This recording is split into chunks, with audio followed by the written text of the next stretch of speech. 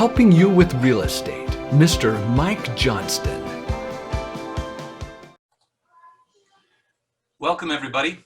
Today we're still going through with the building blocks of real estate, and we're going to talk about how to cancel and withdraw a listing or a buyer representation agreement, which is a listing of a buyer, so to speak. We'll also talk about sending and receiving referrals and the paperwork that's required for those. So with that in mind, what we need to do is most of these forms we'll be able to find are located in Form Simplicity. So we're going to go ahead and take a look at Form Simplicity and switch over here, as you can see that. So what we're going to do is we're going to go up to the blank forms. So we'll click on blank forms. Now I'm going to show you two different spots here. Under the company here, we have two different forms that might be beneficial for us. So I'm going to switch that over here. Here there's a request to cancel a listing and a request to withdraw a listing. So first off, what's the difference between withdrawing and canceling? Well, when we talk about withdraw, when we're going to withdraw it, we're taking it off the market.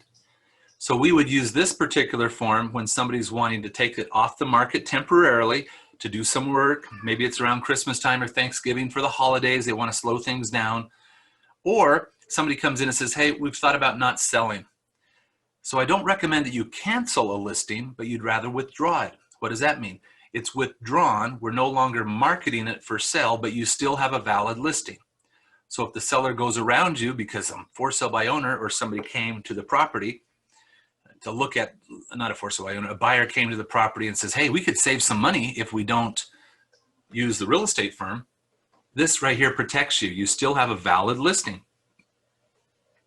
They can't go out and relist it with somebody else because it's still listed technically with you.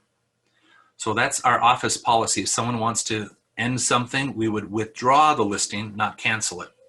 And when you send this to the real estate, the association for the MLS, they will mark it withdrawn, not canceled. Okay, so this form right here, you put down the date, the listing number, and the address, and it just basically says, we hereby request that the above referenced property listed with Keller Williams Realty East Idaho be withdrawn. It is understood that the listing is not canceled, but it will no longer be marketed for sale. Furthermore, we state that as of the date of withdrawing this listing agreement, we have not entered into any type of negotiation, contract, or agreement, verbally or written, to sell, exchange, or transfer the said property. We agree to release Keller Williams Realty East Idaho of any and all liability. The sellers sign it, and then after it's signed by the sellers, it comes to me and I'll sign it afterwards. So that would be a withdrawn. And then you can submit that to the MLS office and they'll withdraw the particular property. The other form that's here under the company, we also have another one that's called cancel. So we can use this form as well. I'm going to show you the one the state puts out, but I'm just showing you the one that we have here from the office. Today's date, same type of information, but it says, we hereby request that the above referenced property listed with Keller Williams Realty East Idaho be canceled and no longer be offered for sale. Furthermore, we state that as of the date of canceling this listing agreement, we have not entered into any type of negotiation, contract, or agreement, verbally or written, to sell, exchange, or transfer the said property. We agree to release Keller Williams Realty East Idaho of any and all liability, and then it's signed, and it comes back to me, and I'd sign it afterwards. So that right there is basically the two forms to cancel or withdraw. Now, there is another form that you can use that's put out by the Idaho Association of Realtors. And that form, we can find it in the Idaho section of the forms. And we go down to the here it is, RE16A, the Broker Agreement Addendum. Now, with this particular form, it's used for a lot of different things. It talks about that we're modifying what agreement. It can be an addendum to the buyer representation agreement, the seller representation agreement, compensation agreement with the buyer, or compensation agreement with the seller. So here we put down the original date, the name of the broker, so my name, Michael James Johnston, and if we're dealing with buyers or sellers, we'd put down either the buyer or the seller's names. It says the undersigned parties hereby agree to amend the above stated original broker agreement as follows. Now you can change the term of the original broker agreement and it now expires on a different date, so you can use this to extend it, Or you can also use this to shorten the time frame on your listing agreement or your buyer representation agreement. Same thing on the second one. The term of the original broker agreement shall expire immediately, so it's terminated right now. The third one, the price stated in the original broker agreement is changed to such and such, so you can use this for a price change. Or the brokerage fee is changed to a total brokerage fee of X% of the contract or purchase price or X number of dollars. So you can use this same form to modify what you're going to receive or to modify the price. And it also has on here the representation shall be a co-listing agreement between the following brokerages. I don't like to do that, so we typically won't use it, but this form permits that. Or you can have other and put some other type of an agreement on here, an exclusion of somebody, possibly. Now, why does this right here state that it expires immediately or on a certain date? Well, in those contracts, it talks about that you are protected once it expires, that you can go back to them if they sell the property or do something else. So by having it expire at a certain time, that's a benefit to us. So this form right here could be used for that. Okay, so that's basically talking about terminating, withdrawing a listing, or by canceling a listing agreement or a buyer representation agreement. Now we're going to talk a little bit more about sending and receiving referrals. Now, we have a lot of people that wonder about referrals. Now, with the referrals, it's a great thing to have. Just modify this a second. Now, have you ever heard of somebody wanting to buy a property across the state? Yeah. Or you have somebody that's moving here, your sellers, and they're going to move somewhere else to another place in another country, not country, let's say across the country. You can still receive a percentage of the commission by referring this person or persons, whether they're buying or selling, to another licensee in some other jurisdiction, state, province, could be Canada or something. And what we need to do is have some type of a written agreement that the broker and the agent on the other side, the one receiving this referral, will compensate you once the transaction's done. Some people do a lot of business with referrals. They have a lot of family members or other people that know them, and they just basically refer business to other people. It can also be done here locally. Let's say that you're busy doing something else, a medical issue, or someone had a baby and you're not able to do some things. You could refer a buyer or a seller to somebody else in our office, so to speak, and they would compensate you for what they're doing. So a lot of people are able to make good money by referring people to other people in town because they're doing something else, or across the country, or family members here or there. Now, sometimes people will just refer them and say, hey, you just take care of it and pay me later. Well, all compensation needs to go through your broker. Otherwise, you can lose your license and be fined. So let's talk about the right form to use, whether you're receiving a referral or you're sending one. So in here, we'll go into the Idaho, into the company forms. And we have a form here that says referral form. So let's click on that particular one. All right, so here we'll put down the receiving office. Who is receiving this referral? So if you are sending it to somebody in Boise, you'd put down the agent's name, the company name, the address and information for that office. Sending, you would be the one sending it. So you put your name down, our company name, and our address. And it's very important that you put down the right company name. Why? If you put it down or spell it wrong or something, they're going to make the checks out wrong when they do this. And also, it's important to know who it is that we're sending that business to. Now, how can you find out a little bit about that? Well, you can go onto the Real Estate Commission's website, and I'm going to show you that. So you come over here to the Real Estate Commission's site, irec.idaho.gov, and you can look up a licensee. Okay, so right here, I'm going to pull up Don Wixom. Okay, this is how you can verify if someone is licensed or not in the state of Idaho. I know Don very well.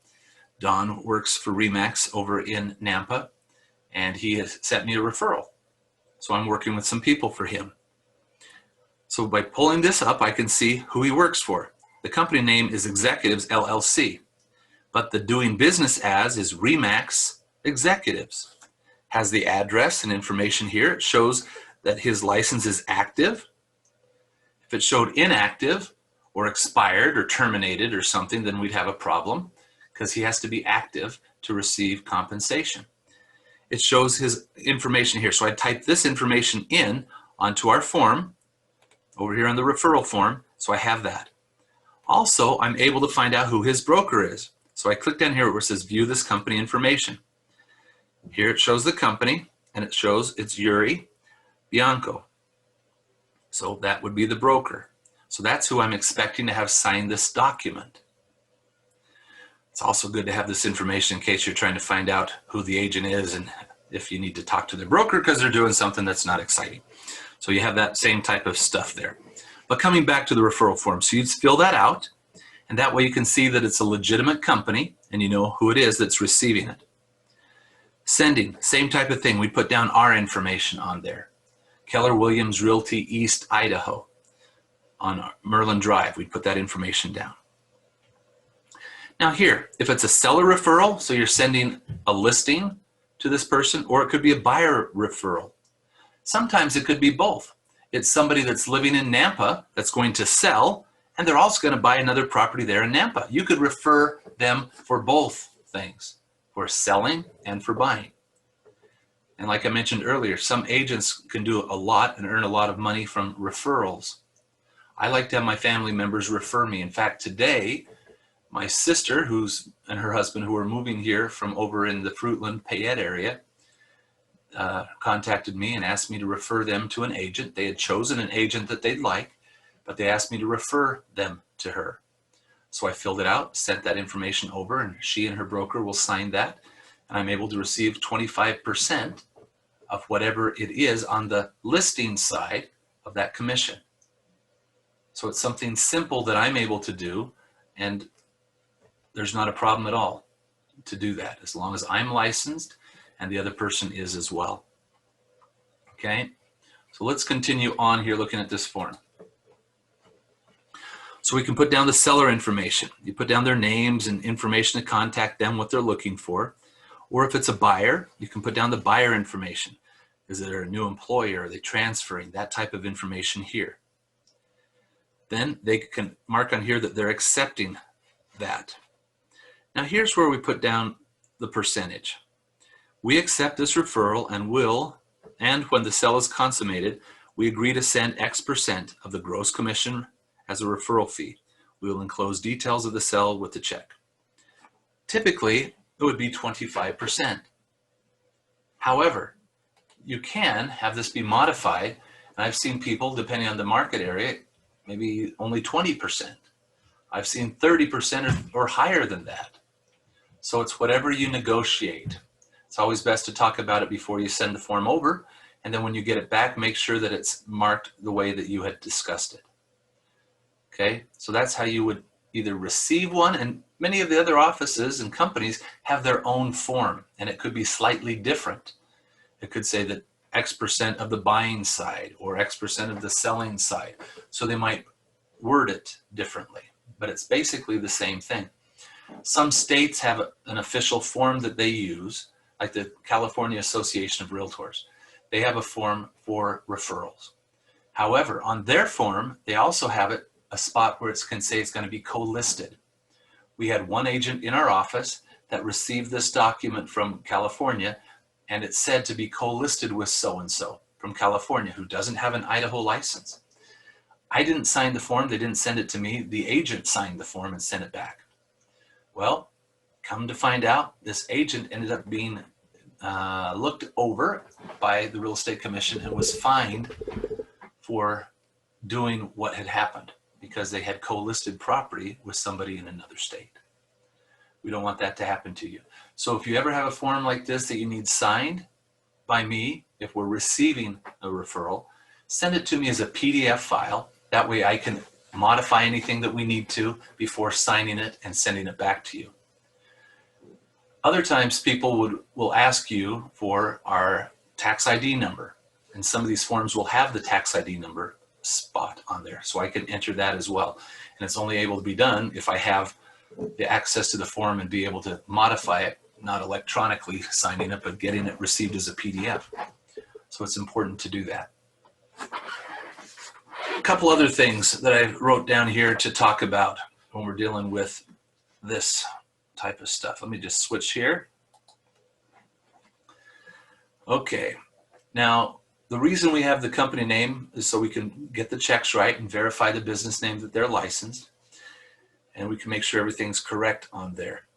The other thing that we need to make sure is if we're sending a referral and we're paying somebody else, we need to have a W-9 filled out by them for tax purposes because we're compensating them.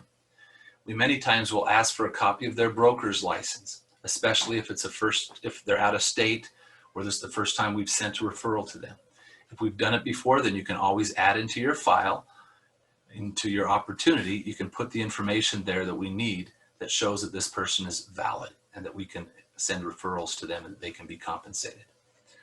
So that's the two things. So if you need a W-9, you can reach out to me or the office and we can give you a copy of one for ours to send to them.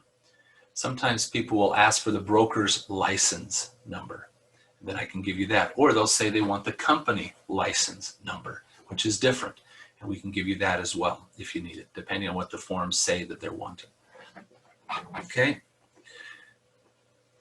And that's basically all the information that we have for sending and receiving referrals, as well as talking about canceling or withdrawing a listing or a buyer representation agreement.